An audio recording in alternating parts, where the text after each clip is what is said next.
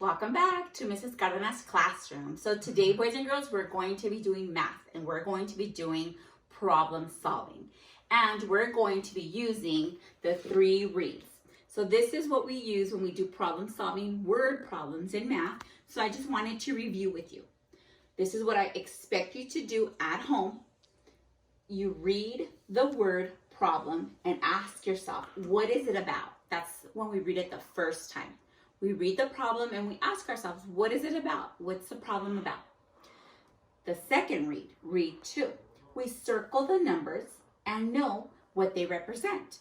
So whatever numbers we see, we circle the numbers and we have to know, well, what does the numbers represent? Do they represent apples, pencils, crayons? What do they represent?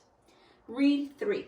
We make a plan on how to solve and we underline the question. So read 3 is really important because we have to make a plan. Are we going to add? Are we going to subtract? How am I going to solve this problem? Am I going to draw pictures?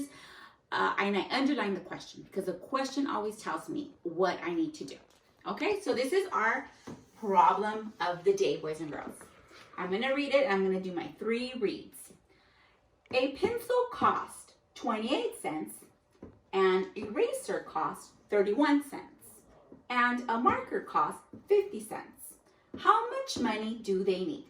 Okay, so these are students, they want to buy these school supplies and they want to know how much money they need. So first, what is the problem about? Well, the problem is about students wanting to buy some school supplies, right? That's what the problem's about. So the first thing, I don't really need to write anything. I just need to read and understand. Okay, the read 2. We're going to circle the numbers and then we have to know what they represent. So I see 28 cents, I see 31 cents, and I see 50 cents. Now, not only do I see that, but I need to know what those numbers represent. Well, 28 cents represents a pencil, 31 cents represents an eraser, and 50 cents represents a marker. Okay, so I did my second read and I circled what the numbers represent, right? Now my third read, I'm going to read it again and this time I need to make a plan to solve. What am I going to do? What do I need to do to solve? And I'm going to underline the question. A pencil costs 28 cents, an eraser costs 31 cents, and a marker costs 50 cents. How much money do they need? So I'm going to underline the question, how much money do they need? So that's what I need to know. So I need to make a plan. How much money do they need to buy these items? Okay, well, the first thing I'm going to do is I'm going to write each item and how much it costs. So pencil, 28 cents. Eraser, 31 cents. Marker, 50 cents. Okay, so now I need to know how much money do I need. Okay, well, and then you know what I'm going to do? I'm going to see what does 28 represent. So you know what? That's a quarter and 3 pennies. This is a quarter, a nickel, and a penny. This is 2 quarters. And this is just one strategy, boys and girls, that you can use. So what I'm doing is I went ahead and I broke this down into the coins, representing the coins, because to me, that's how I'm going to add. So here I have 1, 2, 3, 4 quarters. And I know that 4 quarters is the same as $1. I did my Coro count and I know this. So $1, so I'm going to put a little check because I've already went ahead and used that.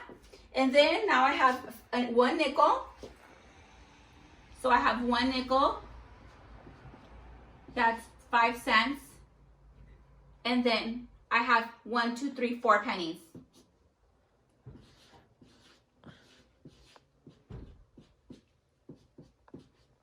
Okay, so I can add that. So I have $1 and then I have 5 cents plus 4. So I just add the 5 and the 4. I have $1, 5, 6, 7, 8, 9. So all of this comes up to $1.09. So that's how much I need. Now, is there a different way that I could have done this? Of course there is. Let me show you another strategy. Why don't we just, since the numbers are aligned, I'm going to go ahead and I'm going to add my numbers. But remember, Ms. Cardenas always likes to put all the numbers in order. We have the ones, the tens, and this will be my dollars. So we have our pennies, our dimes, dollars. So let's add here. 8 plus 1 is 9. 2 plus 3 is 5. 5 plus 5 is 10. 10 or more, we carry next door. You remembered. Good job. 10 or more, we carry next door. Now we have 1. Oh, that's it. $1. And we have to remember that the decimal goes exactly where it is. Right there. I'm going to do it nice and big. Okay, because the decimal separates the cents from the dollar. So we have $1.09. So I showed you 2 strategies for this problem solving, boys and girls, okay? So I want you to keep this in mind. I want you to write these in a journal, whether it's a math journal or any journal, to keep track of our problems, okay? So again, today we did problem solving. We did our 3 reads with our math. And we have to do money. We have to know money. So make sure that you know money. And we can do it with pictures. We could do it with coins. We could do it with our place value. Okay, boys and girls. So I hope you enjoyed today's problem solving lesson with Ms. Cardenas Classroom. And I'll see you soon.